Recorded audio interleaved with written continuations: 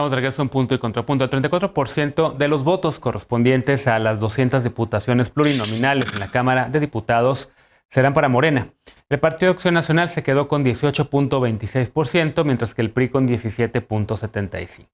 Movimiento Ciudadano logró el 7%, el Verde 5.4% y el PRD el 3.65%. Esta mañana el presidente López Obrador dijo que en la reforma electoral que prepara, una de sus propuestas será eliminar las curules que corresponden a legisladores plurinominales. Si esta propuesta llegase a aprobarse, la Cámara Baja quedaría solamente con 300 legisladores electos por mayoría relativa, es decir, por el voto directo, y el Senado con 96 de los 128 legisladores y legisladoras que lo integran. Por lo pronto, para la legislatura 6-5, la 65 que arranca en septiembre, Morena nuevamente será la bancada más numerosa en San Lázaro. Por cierto, los votos nulos sumaron un porcentaje, escucha bien, mayor al obtenido, no solamente por el Partido del Trabajo, con el 3.2% de los votos, sino incluso por los 3 partidos políticos que hicieron su debut y despedida en este proceso electoral. Redes sociales progresistas, Fuerza por México y Encuentro Solidario, antes Encuentro Social, no lograron ni siquiera el 3% de los votos, pero el voto nulo sumó el 3.4%. Los partidos políticos tienen hasta el 23 de agosto próximo para definir quiénes serán sus diputadas y diputados plurinominales. Vale la pena recordar que en estas asignaciones deberán incluir personas pertenecientes a poblaciones vulnerables de acuerdo con las acciones afirmativas instrumentadas en este proceso. Ayer, el INE también dio a conocer que 60 curules de mayoría relativa corresponderán a estas poblaciones y 31 deberán ser asignadas por representación proporcional. A ver cómo ve la mesa esta propuesta. ¿Cómo la ves, Alejandro? Decías en nuestro chat de Punto y Contrapunto que los politólogos para algo servimos y es para discutir estos temas. A ver, los pluris sí o no, decía yo al principio del programa, en Estados Unidos son 435 representantes, 100 senadores, 535 en total. No se mueve ese número desde los años 60. Son 300 millones de personas. Acá 628 para 130 millones. Somos muchos, somos pocos. Importan los pluris. Hay quien dice, incluida gente que es muy anti López Obrador, como Ferriz de Con, que adiós los pluris. Y ahora resulta que el presidente también dice adiós a los pluris. ¿Cómo lo ves? Sí, fíjate que los pluris entre nuestra sociedad tienen muy mala fama, sí, y en muy buena medida merecida, porque la verdad es que son figuras que están escindidas de la ciudadanía, que no las conocen y que más bien rinden cuentas a sus partidos políticos y cuyas carreras políticas dependen de las cúpulas partidistas, de congraciarse con ellas. Eso es la falta de democracia interna en los partidos y eso podría resolverse a través de elecciones primarias simultáneas entre todos. Yo creo que la crítica principalmente del presidente López Obrador a estas figuras es que aumentan los costos en el Congreso y también aumentan un tamaño innecesariamente. Hay que ver pues cuál proporción de diputado por cada 100,000 habitantes habría que calcular. No hay un estándar internacional para ello, Pero también habría que destacar la parte positiva de los pluris, ¿no? Del principio de representación proporcional. Lleva ese nombre porque es el que convierte con precisión el porcentaje de votos en porcentaje de escaños. El que te asegura que haya pluralidad en el Congreso y que haya acceso a las minorías.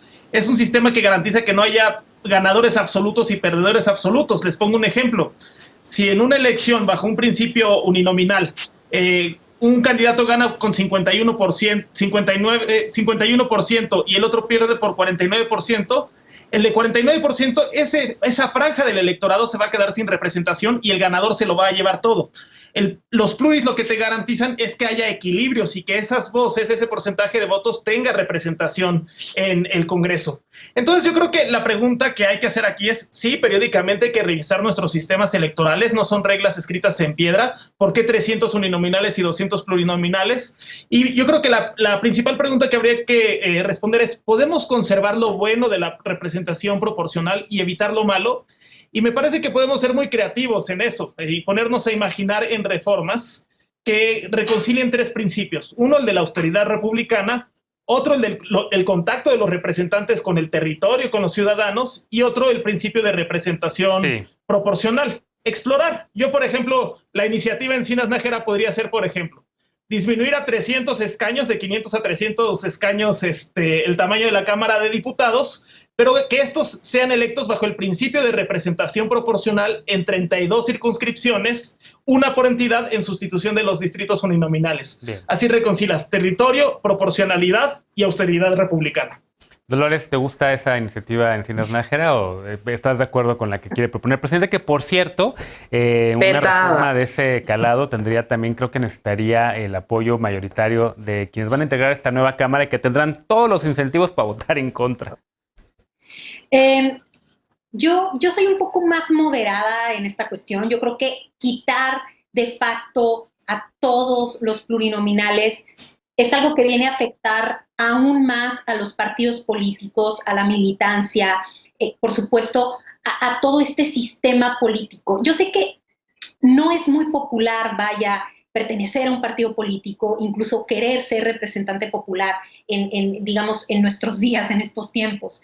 Pero se nos está olvidando la importantísima función social que debiesen tener los partidos políticos y el proceso que mencionaba Alejandro, que me parece estupendo. Es decir, cuestionemos el proceso interno de los partidos políticos a la hora de repartir los escaños plurinominales, que la verdad, en la mayoría de los casos, no obedecen a criterios, por así decir, de representación verdaderamente, y eso ha venido a mermar, además de la mala fama, porque quizá sí tenemos demasiados plurinominales, quizá reducir el número, y aquí voy a ser un poco como neutral o más reservada en este sentido, porque creo que esto golpearía mucho, si ya de por sí la sociedad no quiere participar en la vida política del país, y esto lo podemos ver con el número de votantes que tenemos simplemente en las últimas elecciones, necesitamos reforzar, o esto sería una posición mía, a lo mejor muy institucional, a lo mejor aquí estoy siendo muy conservadora para la visión del presidente, pero si no reforzamos las instituciones públicas y lo público es lo social, pues entonces, ¿cómo le hacemos para fortalecer nuestro sistema, ¿no? O sea, tenemos que confiar en la gente, tenemos que confiar y ser partícipes. Ahora, que hay una mala reputación, que ha habido mala repartición a la hora de estos escaños, es evidente y es una realidad. ¿Cómo lo solucionamos? Pongámonos creativos, como dice Alejandro, y también no solo creativos, sino también con esperanza, porque si seguimos viendo todo desde la óptica de cortar a rajatabla lo ganado, creo que eso de pronto no ha dejado muy buenos resultados. Bien. A ver, Luis, ¿opinión contraria, contrapunto, o estás a favor de estos pluris 200 en la Cámara de Diputados y 30 y pico en el Senado? Voy a hacer la propuesta de la iniciativa Fernández. A mí me gustó muchísimo me gusta muchísimo la propuesta de Alejandro, la verdad, con una diferencia sustantiva. Creo que las 32 circunscripciones, al menos para la Cámara Baja, no deberían de ser por la entidad federativa, porque las entidades ya están representadas en el Senado, sino tiene que estar alineada por población.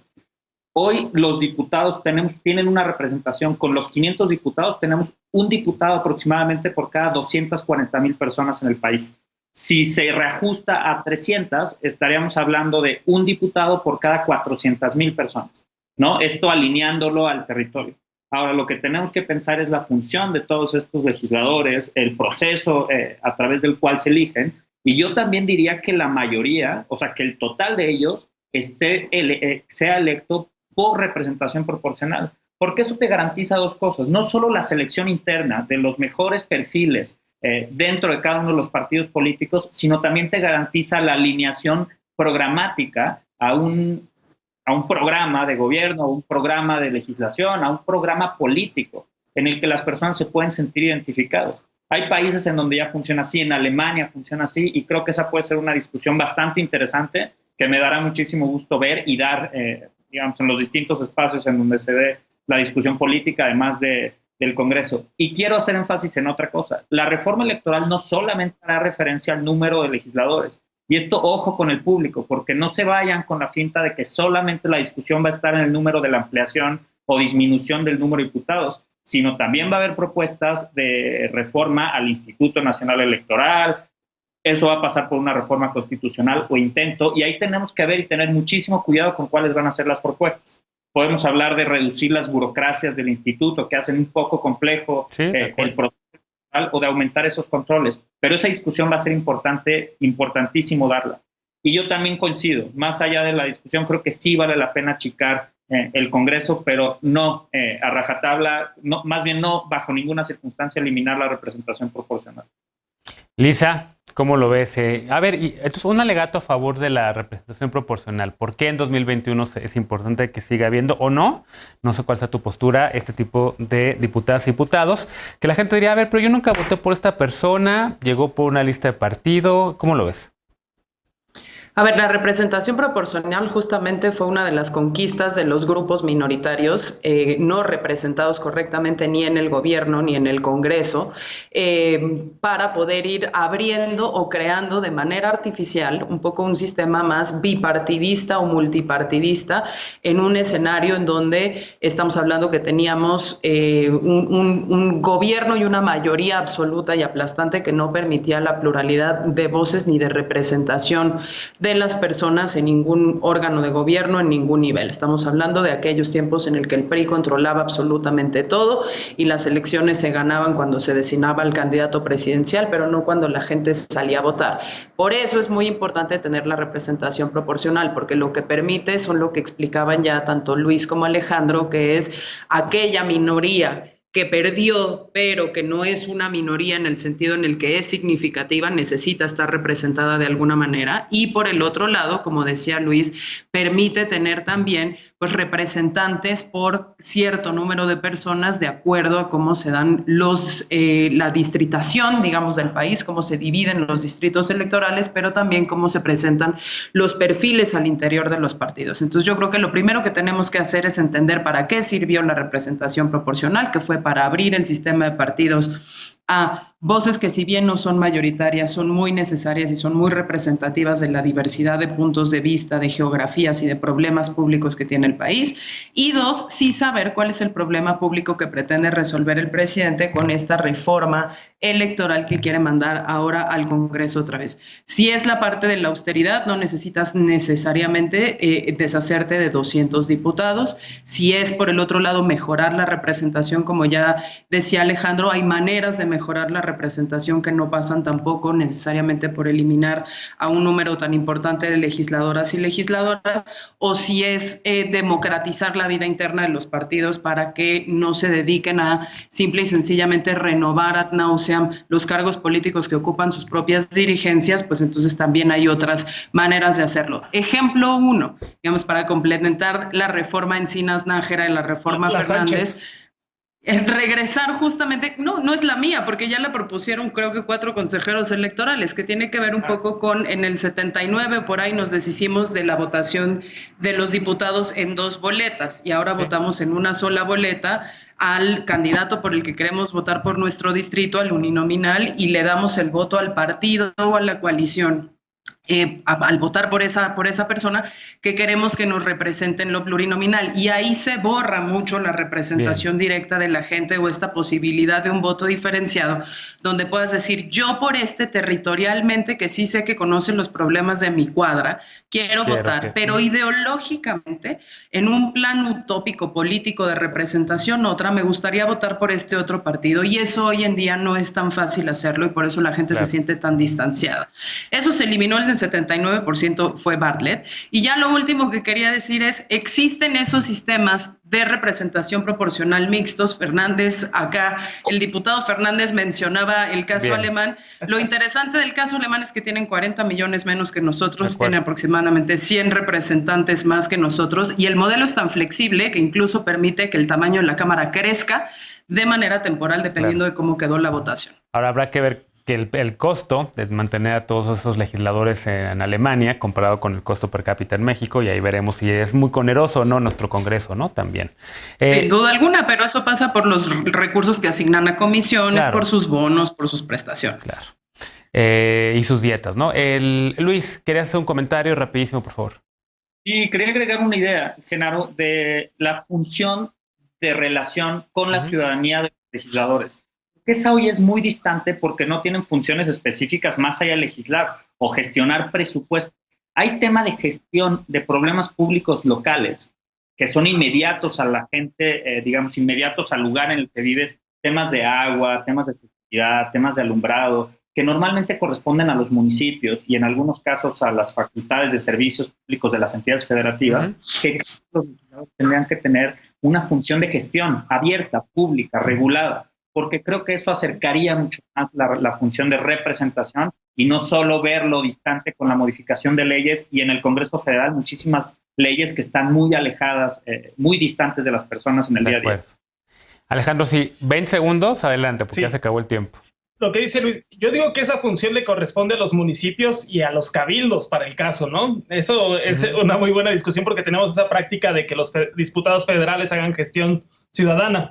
Y nada más decir que hoy el presidente disipó temores cuando dijo que la reforma del INE implica más y no menos autonomía, lo cual pasa por mecanismos de designación que garanticen que no haya repartición o captura de cuotas partidistas en el Consejo General, es decir, que los perfiles sean más independientes. Bien. Creo que eso es una muy buena noticia porque estaba corriendo el rumor de que se iba a ir a Segov o que al Poder Judicial. Y si quieres retomamos ese tema mañana o pasado, o mañana y pasado, porque también me parece que es importante. Déjame hacer una pausa, regresamos para el último bloque de la noche. Raquel Buenrostro, la titular del SAT, anunció una reforma fiscal o una miscelánea fiscal sin nuevos impuestos ni impacto en salarios. Se pueden conseguir así los recursos necesarios para el país. Las medidas instrumentadas por el SAT lograrán aumentar el cumplimiento de responsabilidades fiscales como prevén las autoridades. Regresamos a Punto y Contrapunto, no te vayas.